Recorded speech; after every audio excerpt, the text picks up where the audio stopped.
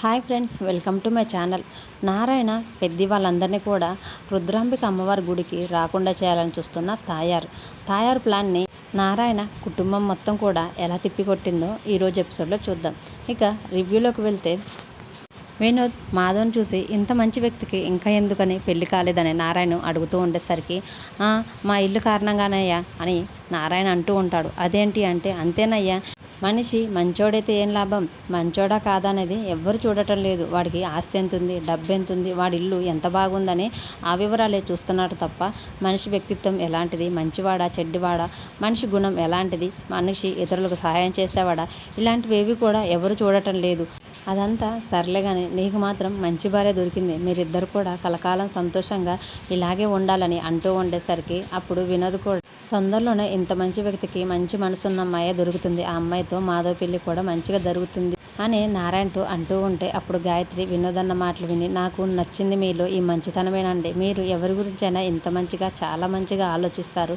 దానివల్లనే మీరంతా నాకు మరీ అంత ఇష్టమని. కానీ కొంతమంది ఉన్నారు, ఇతరుల గురించి మంచిగా ఆలోచించడం కాదు, ఎప్పుడు చూడు వాళ్ళ మీద పడి ఏడుస్తూ ఉంటారు. సూటిపోటి మాటలతో వాళ్ళని ఎప్పుడు కూడా బాధ పెడుతూనే ఉంటారు. ఎప్పుడు అర్థం చేసుకోవడానికి కూడా ప్రయత్నించరని తాయారు వైపు చూస్తూ అంటూ ఉంటే, తాయారు కోపంగా గాయత్రి వైపు చూస్తుంది కానీ ఏమీ అనలేక మౌనంగా ఉండిపోతుంది. తాయారు తర్వాత, ఇంకా మాట్లాడుకుంది చాలే కానీ ఇంకా పండుకోండి, రేపు మనకి చాలా పనులు ఉన్నాయి. ఇప్పుడు పెందలగాడిని పడుకుంటే రేపు పెందలకాడిని లేచి పూజకి కావాల్సిన ఏర్పాట్లన్నీ చేసుకోవచ్చు. ఇంకా అందరూ మాట్లాడటం ఆపేసి పనుకోండి అని అంటూ ఉండేసరికి, అప్పుడు నారాయణ మాత్రం, పండుకోక నీతో కూర్చొని కబుర్లు ఇక చెప్పుకుంటాం అనుకున్నావా అని అంటూ ఉంటాడు. పెద్ది మాత్రం, నాన్న ప్లీజ్, అత్తయ్య చెప్తుంది కదా ఇంకా పడుకుందాం, నువ్వు కూడా పడుకో, అత్తయ్య మేము పడుకుంటాంలే, మీరు కూడా వెళ్ళి పడుకోండి అని చెప్పేసరికి, అప్పుడు మహాలక్ష్మి చక్రి దగ్గరికి వచ్చి ఏమండి అని పిలుస్తుంది. దాంతో ఒక్కసారిగా చక్రి భయపడినట్టు అమ్మో తూతూ అని అనుకుంటూ ఉంటాడు. ఏమైందండి అని అంటూ ఉంటే, ఏమీ లేదండి, మీరు ఏమండి అని పిలిచేసరికి నాకు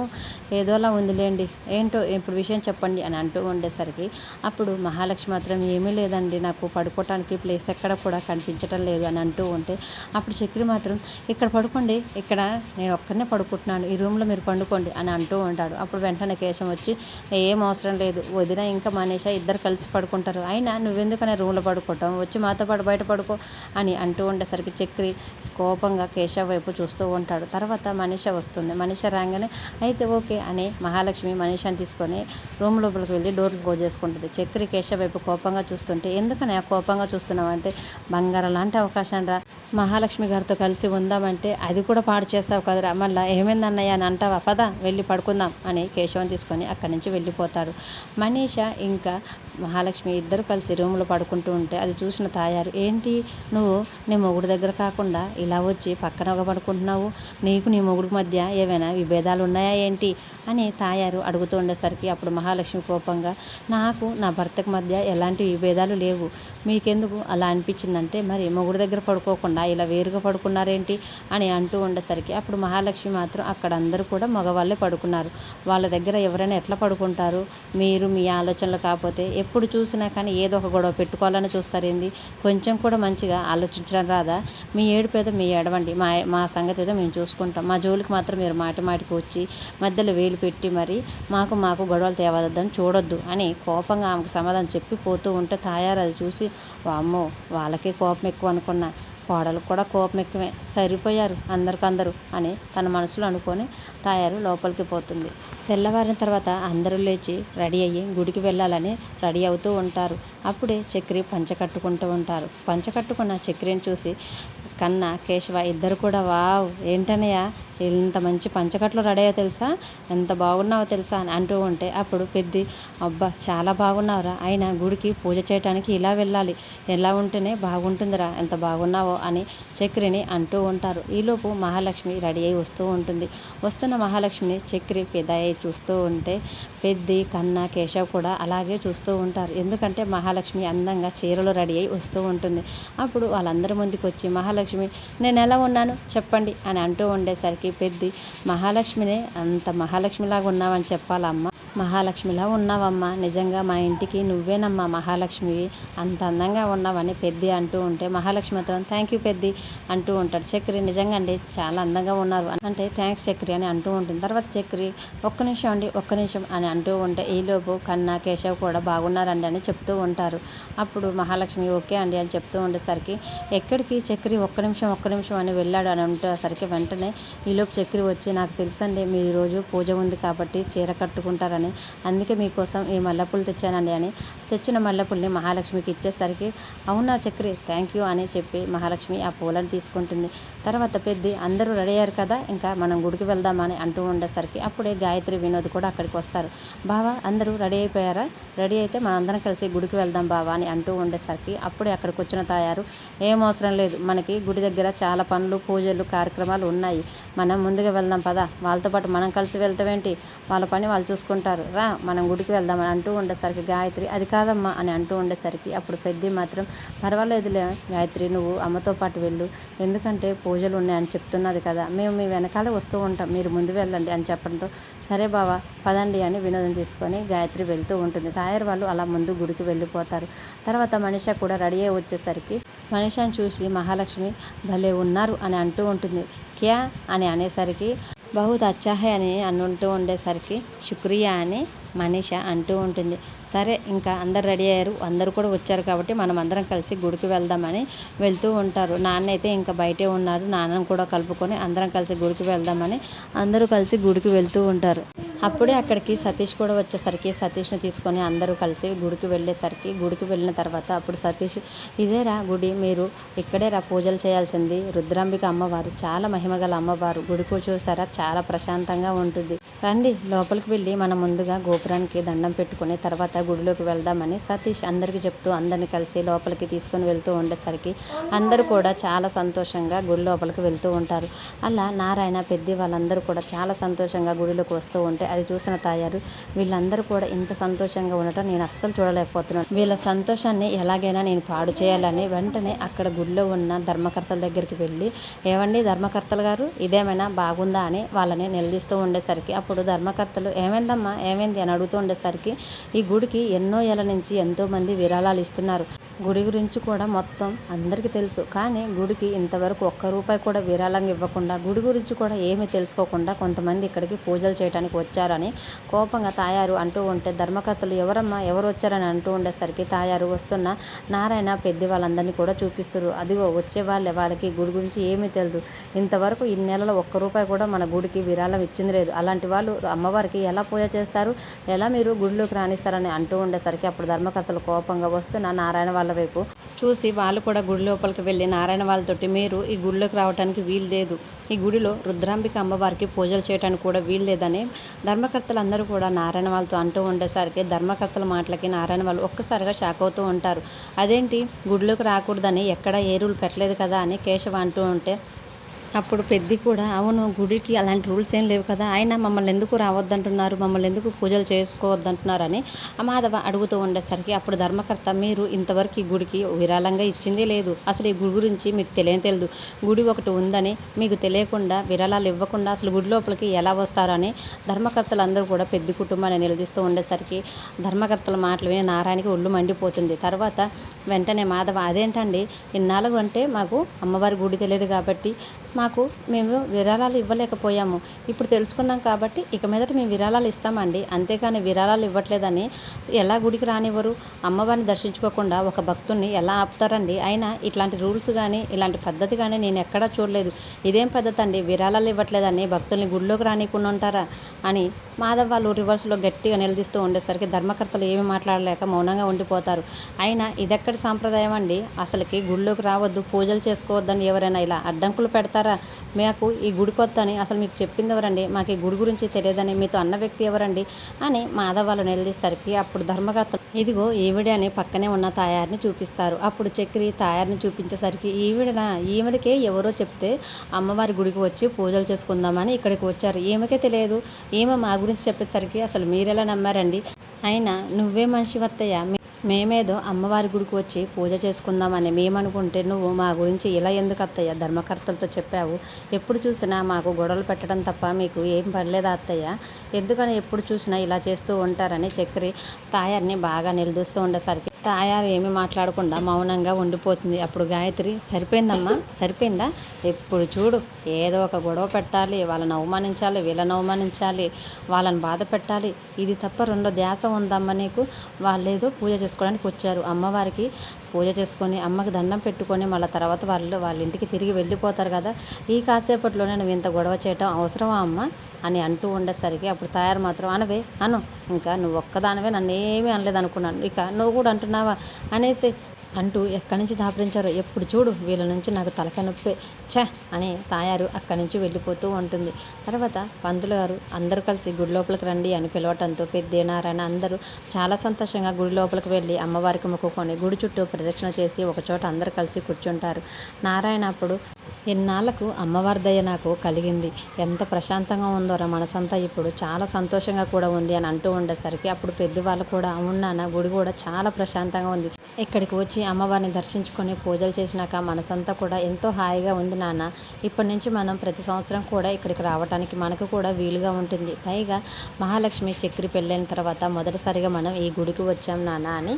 మాధవ అందరితో అంటూ ఉంటాడు. అప్పుడు అక్కడికి పంతులు గారు వచ్చి మాధవ వాళ్ళందరితోటూ అమ్మవారిది దర్శనం మంచిగా జరిగిందా అయ్యా అని అడుగుతూ ఉండేసరికి మంచిగా జరిగిందండి పంతులు గారు, మనసుకు కూడా చాలా సంతోషంగా ఉంది, ఇక మీదట మేము ప్రతి సంవత్సరం ఇక్కడికి రావడానికి ప్రయత్నిస్తాము అని పంతులు గారు వాళ్ళతో మాట్లాడుతూ ఉండేసరికి అప్పుడే వాళ్ళ వెనకాల గాయత్రి వినోద్ తాయారు వస్తుంటారు. తాయారు పంతులు గారు వాళ్ళతో మాట్లాడటం చూసి ఏ పంతులు నీకు ఇంకా ఏం పనిలేదా ఇక్కడ ఏం మాటలు అని గట్టిగా పంతులు గారిని నిలదీస్తూ ఉండేసరికి అప్పుడు పంతులు గారు మాత్రం ఏం మాట్లాడకుండా ఉండిపోతాడు. అయినా వీళ్ళకి పడిపోతే ఈవిడేంటి నన్ను తిడుతుందని పక్కనే ఉన్న సతీష్తో అంటూ ఉండేసరికి అప్పుడు సతీష్ మాత్రం వాళ్ళకి తాయారత్తే వాళ్ళకి పడదులేండి, అందుకనే మిమ్మల్ని అలా అన్నది, మీరు మరోలా అనుకోవద్దని సతీష్ నా పంతులు గారికి చెప్తూ ఉంటారు. అయినా ఏటేటా విరాళం ఇస్తుంది కదా, అందువలననేమో ఎలా పడితే అలా మాట్లాడుతుంది నన్ను అని అంటూ ఉండేసరికి పర్వాలేదులేండి, ఇకపై నుంచి కూడా నారాయణ వాళ్ళ కుటుంబం కూడా సహాయం చేస్తూ ఉంటారు గుడికి అని చెప్తూ ఉంటారు. అలా సతీష్ పంతులు గారు మాట్లాడుకుంటూ ఉండేసరికి పెద్ది ఏమైందిరా పంతులు గారు ఏమంటున్నారని అంటూ ఉండేసరికి ఏమీ లేదురా, విరాళాలు ప్రతి సంవత్సరం ఇస్తున్నారు కాబట్టే ఆవిడ అలా మాట్లాడుతున్నారు, మీరు ఇవ్వలేటం లేదు కాబట్టి ఇలా మాట్లాడుతున్నారేమో, ఇప్పుడు ఈ మాట కూడా చెప్తే ఎంత గొడవైద్దో ఏమోనని పంతులు గారు అంటున్నారా అంటూ ఉండేసరికి అప్పుడు మాత్రం మీరు భలేవారు పంతులు వారు, ఇంతకు ముందు దాకా మాకు గుడి ఎక్కడుందో అమ్మవారు ఎవరు కులదైవం ఏంటో మాకు తెలియదు కాబట్టి మేము తెలుసుకోలేక ఇక్కడ దాకా రాలేకపోయాము, ఇప్పుడు తెలిసింది కాబట్టి ఇక మీదట రావడానికి ప్రయత్నిస్తాము, ప్రతి సంవత్సరం మా వంతు సాయం మేము కూడా గుడికి చేస్తాం పంతులు గారు అని మాధవ చెప్తూ ఉండేసరికి అప్పుడు మాధవ్ మాటలు విన్న పంతులు గారు మీదెంత మంచివారండి, మీది ఎంత మంచి మనసు అండి అని పంతులు గారు అంటూ ఉండేసరికి వాళ్ళదే మంచి మనసు, వాళ్ళకి ఇన్నాళ్ళకి తెలిసింది కులదైవం ఎవరు, కులదైవం ఊరు ఎక్కడుంది, ఇల్లు ఎక్కడుందని ఇప్పుడు ఇన్నాళ్ళకి వెతుక్కుంటూ వచ్చారు, అదే నన్ను చూడండి నేను ఎప్పుడో తెలుసుకున్నాను, ప్రతి సంవత్సరం వస్తున్నాను, ప్రతి సంవత్సరం విరాళాలు కూడా ఇస్తున్నారు, మీరు వాళ్ళని పట్టుకొని మంచి వాళ్ళని అంటున్నారా అని అంటూ ఉండేసరికి చక్రికి మాత్రం బాగా కోపం వస్తుంది. ఏంటత్తయ్య ఏం మాట్లాడుతున్నారు మీరు, మాకంటే తెలియదు, మా అన్నయ్య జాతకంలో ఉన్న దోషం ప్రకారం పూజ చేయడానికి అమ్మవారికి కులదైవం గుడికి వచ్చాము, కానీ మీకు తెలుసు కదా అమ్మవారి గుడి ఏంటో ఎక్కడుందో కులదైవం ఎవరు అన్ని విషయాలు కూడా మీకు తెలుసు కదా, ఏ రోజైనా మీరు వచ్చి మాకు చెప్పారా, లేదే పెదనాన్న మంచివారు కాబట్టి అడగగానే మాకు చెప్పారు మేము వచ్చేసాం, అందులో తప్పే ఉంది అత్తయ్య, మాకు తెలియలేదు కాబట్టి మేము ఎన్ని రోజులు అన్నీ రాలేక ఆగిపోయాం, అలాంటిది మీరు అలా ఎలా అంటున్నారు అన్నట్టు అంటే అప్పుడు తయారు మాత్రం చాలేరా అని అనబోతుంటే వెంటనే నారాయణ కూడా కోపంగా ఎప్పుడు చూసినా ఇదే పని అమ్మ నీకు, మాకు గొడవలు పెట్టి మేము ఇబ్బంది పడుతుంటే చూసి సంతోషపడటం తప్ప నీకు ఇంకా వేరే పని ఏం లేదని నారాయణ కూడా కోపంగా అంటూ ఉండేసరికి పెద్ద మాత్రం నాన్న మనం గుడికి వచ్చింది ప్రశాంతత కోసం, ఇప్పుడే కదా మనం పూజ కూడా చేసుకున్నాం, గుడిలో ఈ గొడవలు ఏంటి నాన్న అని అంటూ ఉండేసరికి అది ఆవిడికి చెప్పురా, చూడు ఎలా మాట్లాడుతుంది, ఎప్పుడు చూడు ఎలా పడితే అలా మాట్లాడటం బాధ పెట్టడం అదే పని అయిపోయింది అని నారాయణ అంటూ ఉండేసరికి అప్పుడు పంతులు గారు కూడా ఏంటమ్మా ఈ గొడవలు, మీకు ఎన్నో విభేదాలు వైరాలు ఉండొచ్చు, కానీ గుడికి వచ్చిన తర్వాత ఎంత ప్రశాంతంగా ఉండాలి, మనసు మొత్తం కూడా దేవుడి మీదనే లగ్నం చేసి కోరికలు ఏమైనా ఉంటే అమ్మవారికి చెప్పుకొని గుడి నుంచి సంతోషంగా చాలా ప్రశాంతంగా బయటికి వెళ్ళాలి. అంతే తప్ప ఇలా గొడవ పడకూడదు, వాదోపవాదాలు చేసుకోకూడదమ్మా అని చెప్పి అక్కడి నుంచి పంతులు గారు వెళ్ళిపోతాడు. తర్వాత తాయారు వాళ్ళు కూడా వెళ్ళిపోతే అక్కడి నుంచి పెద్దవాళ్ళు లేచి వచ్చి అక్కడ ఒక చెట్టు కింద కూర్చొని ఉంటారు. ఊరు మొత్తం కూడా చాలా బాగుంది కదండి, చాలా ప్రశాంతంగా ఉంది కదండి అని అంటూ ఉండేసరికి అప్పుడు సతీష్ ఇవేరా మన పొలాలు, ఇక్కడేరా మన పొలం ఉందని ఊరు మొత్తం కూడా చూపిస్తూ ఉంటారు. అదంతా చూసి చాలా బాగున్నాయి. చక్రి వెంటనే మహాలక్ష్మి తోటి ఏమండి మన ఊరు మొత్తం ఒకసారి చూసొద్దామని అంటూ ఉండేసరికి సరేనండి అని మహాలక్ష్మి చక్రి ఇద్దరు కలిసి ఊరు చూడటానికి వెళ్తూ ఉంటారు. మరోవైపు సతీష్ మీరు ఈరోజు గుడిలో పూజ చేసిన విధానం నాకు చాలా బాగా నచ్చిందిరా, మీ ముఖాల్లో కూడా అంత కాంతి వెలుగు కూడా ఉంది, నిజంగా అమ్మవారే మీ ఇంటికి వస్తున్నట్లుగా అనిపించిందిరా అని సతీష్ మాధవ్ వాళ్ళతో అంటూ ఉండేసరికి చెట్టుకి అటువైపున తాయారు గాయత్రి వచ్చి కూడా కూర్చుంటారు. సతీష్ వాళ్ళతో అంటున్న మాటలు విని వీళ్ళ ముఖం వీళ్ళేం చేశారు, అసలు వీళ్ళని చూస్తుంటేనే వీళ్ళ గురించి తలుచుకుంటేనే నా ఒళ్ళంతా కంపరం పుడుతుంది అని అంటూ ఉండేసరికి గాయత్రి ఆ మాటలు విని అమ్మ ఇంకా నువ్వు మారవా, ఎప్పుడు చూసిన బావ వాళ్ళని ఎందుకమ్మా ఏదో ఒకటి అంటూనే ఉంటావు, అయినా నేను ఇప్పుడు బావని పెళ్లి చేసుకోలేదు కానీ నీ ఇష్ట ప్రకారమే నువ్వు చూపించిన వ్యక్తినే కదమ్మా చేసుకుంది, ఎందుకమ్మా ఎప్పుడు చూసిన బావ వాళ్ళని ఏదో ఒకటి అంటూనే ఉంటావు, ఇంకనైనా మార్చుకోమ్మా నీ మనసుని ఆలోచనని అని అంటూ ఉండేసరికి నువ్వు ఒకదాని ఉండవే, నువ్వు కూడా ఎప్పుడు చూసినా వాళ్ళ వైపే మాట్లాడుతూ నిన్ను వేరే అతనికి ఇచ్చి పెళ్లి చేశాను కాబట్టి సరిపోయింది, లేకపోతే నువ్వు ఖచ్చితంగా ఆ మాధవని పెళ్లి చేసుకుని వచ్చి నా ముందు నిలబడేదానివి, అందుకనే నీకు వేరే పెళ్లి చేశాను నువ్వు అని అంటూ ఉండేసరికి అప్పుడు గాయత్రి మాత్రం నువ్వు ఇంకా మారవమ్మా, నీకు ఎన్ని చెప్పినా వేస్ట్ అమ్మా అని అంటూ ఉండేసరికి అయినా కానీ అల్లుడు గారేరే అని అంటూ ఉంటే ఆయన ఏదో ఫోన్ వస్తే మాట్లాడడానికి వెళ్ళారని అంటూ ఉంటుంది. మరోవైపు చక్రి మహాలక్ష్మి పంట పొలాలు తిరిగి వాడు పంట పొలాలన్నీ కూడా చూసుకుంటూ చాలా బాగున్నాయి కదండి ఈ ప్లేస్లో, ఈ లొకేషన్ బాగుంది, మనం ఇక్కడ ఫోటోలు తీసుకుంటే చాలా బాగుంటుందని అనటంతో చక్రి సరేనండి అని చక్రిని రకరకాల పోజుల్లో మహాలక్ష్మిని ఫోటో తీస్తూ ఉంటారు. తర్వాత నెమ్మదిగా నడవండి అండి లేకపోతే కాలు జారి కింద పడిపోతారని చక్రి చెప్తూ ఉంటే చక్రి చేపట్టుకునే మహాలక్ష్మి కూడా నడుస్తూ ఉంటుంది. అలా నడుస్తూ ఫోటోలు తీసుకుంటూ ఉంటే అప్పుడు చక్రి ఇక్కడ ప్లేస్ బాగుందండి ఒక సెల్ఫీ దిగుదాను అని అంటూ ఉండేసరికి మహాలక్ష్మి సరే అని చెప్పి ఇద్దరు కలిసి సెల్ఫీ దిగుతూ ఉంటారు. తర్వాత సెల్ఫీ దిగి ఇంకా వాళ్ళు బయటికి వద్దామని నడుచుకుంటూ వచ్చే లోపల మహాలక్ష్మి ఒక్కసారిగా కాలు స్లిప్ అయి కింద పడిపోయేసరికి చక్రి చూసుకోవాలి చెప్పాను కదా అండి, ఇప్పుడు చూడండి కింద పడిపోయారు, మీ చెయ్యి ఇలా ఇవ్వండి అని తన చెయ్యి అందించి మహాలక్ష్మిని కింద నుంచి పైకి లేపుతూ ఉండేసరికి అప్పుడు అది చూసి కన్నా కేశవ ఇద్దరు కూడా చూసేవారా అన్నయ్య వదినకి దగ్గర కావడానికి ఎలాంటి పనులు చేస్తున్నారని చూసి నవ్వుకుంటూ ఉంటారు. బయటకు వచ్చిన మహాలక్ష్మి తన సారీనంతా కూడా క్లీన్ చేసుకొని సతీష్ వాళ్ళ దగ్గరికి వస్తూ ఉంటారు. వస్తున్న చక్రి వాళ్ళని చూసి సతీష్ వెంటనే టీ తీసుకొచ్చి తాగండి రాని ఇచ్చేసరికి వాళ్ళందరూ కలిసి టీ తాగుతూ ఉంటారు. అక్కడ ఉన్న ఆడవాళ్ళు వాళ్ళందరినీ చూసి మీరెవరండి, ఇంతకుముందు ఎప్పుడు ఎక్కడ కూడా చూడలేదు, ఈ ఊరికి కొత్తనా ఏంటి అని అడుగుతూ ఉండేసరికి అప్పుడు అవునమ్మా మేము కొత్తనే, నా పేరు మాధవ, ఇదిగో ఈయన మా నాన్న నారాయణ అని చెప్తూ ఉండేసరికి అప్పుడు ఆడవాళ్ళు ఏది ఇంతకుముందు చాలా సంవత్సరాల క్రితం తన భార్యను చంపి వెళ్ళిపోయాడు కదా ఆ నారాయణ అని అంటూ ఉండేసరికి అక్కడ ఉన్న తాయారు వెంటనే చాలా బాగా నవ్వి అవును ఆ మనిషి అప్పుడెప్పుడో చంపి హంతకుడే ఈ ఊరి నుంచి వెళ్ళిపోయాడు, ఇప్పుడు ఏదో అవసరం వచ్చిందని కులదైవాన్ని వెతుక్కుంటూ మరి ఈ ఊరికి వచ్చాడని హేళనగా మాట్లాడుతూ ఉంటుంది. ఆ మాటకి వాళ్ళందరికీ కోపం వచ్చేసరికి మాధవ్ మాత్రం లేదమ్మా నా తండ్రి అలాంటి వాడు కాదు, మీరు అక్కడ ఏదో జరిగింది అప్పుడేదో జరిగిపోయింది, ఆ మాటలు ఇవి పట్టించుకొని నా తండ్రిని హంతకుడిలాగా చూడవద్దు అని అంటూ ఉండేసరికి అప్పుడు తాయారు మాత్రం తప్పేముందిరా, అప్పుడు అలా మీ నాన్న చేశాడు కాబట్టి ఇప్పుడు ఇలా అంటున్నారు, అప్పుడు వాళ్ళు ఏమీ మాట్లాడలేకపోతారు. తర్వాత మహాలక్ష్మి టెన్షన్గా చూస్తూ ఉండేసరికి కేశవ దగ్గరికి వచ్చి ఇదంతా మీరు పట్టించుకోకండి, నిజంగా మా నాన్న ఎలాంటి వారో మా నాన్న వ్యక్తిత్వం ఎలాంటిదో మీకు తెలుసు కదా, మీరు ఇదంతా కూడా ఏది పట్టించుకోవద్దని అంటూ ఉంటే సతీష్ మాత్రం అరే ఇదంతా వదిలేయండిరా, రేపు అయినా ఒక పూజ చేయాలి మీరు చేయగలుగుతారా అని అంటూ ఉండేసరికి తాయారు బాగా నవ్వుతూ ఉంటుంది. అప్పుడు గాయత్రి ఎందుకమ్మా అంతలా నవ్వుతున్నామని అడుగుతూ ఉండేసరికి ఆ పూజ ఇంటి ఆడవాళ్ళు చేసే పూజే, అమ్మవారి ముందు కావడిలు కట్టుకొని నెత్తిపైన పట్టుకొని ఊరంతా తిరిగి గుడి ముందు పెట్టిన తర్వాత ఇంటికి తీసుకొని వెళ్ళాలి, అలాంటి కావడి పూజ ఎంత కఠినంగా ఉంటుందో తెలుసా, కావడి ఎంత కాలుతుందో తెలుసా, అదేనా ఆ ఇంటి ఆడవాళ్ళు చేయాలి, వీళ్ళింట్లో ఎవరున్నారే ఆ మహాలక్ష్మి చేస్తున్నా చేయదు, ఆ పక్కన మనిషి ఎవరో ఏంటో కూడా తెలియదు, అలాంటిది వాళ్ళని పట్టుకొని సతీష్ పూజ చేస్తారని అంటే నవ్వక ఇంకేం చేయాలని అంటూ ఉంటుంది. తాయారు అంటున్న మాటలన్నీ కూడా మహాలక్ష్మి విని చాలా కోపంగా ఉంటుంది. చక్రి వీళ్ళందరూ కూడా చాలా బాధపడుతూ కోపంగా ఉంటారు. మరి తాయారు మాటలకి మహాలక్ష్మి కావడి కడుతుందా, పూజ ఎలా చేస్తుంది, నారాయణ కుటుంబం పరువు మహాలక్ష్మి ఎలా నిలబెడుతుంది అనేది రేపటి ఎపిసోడ్లో చూద్దాం. వీడియో నచ్చితే ప్లీజ్ లైక్ చేసి మన ఛానల్ని సబ్స్క్రైబ్ చేసుకోండి. ఈరోజు సీరియల్లో మీకు ఏ బాగా నచ్చిందో కామెంట్ రూపంలో తెలియజేయండి. Thank you for watching.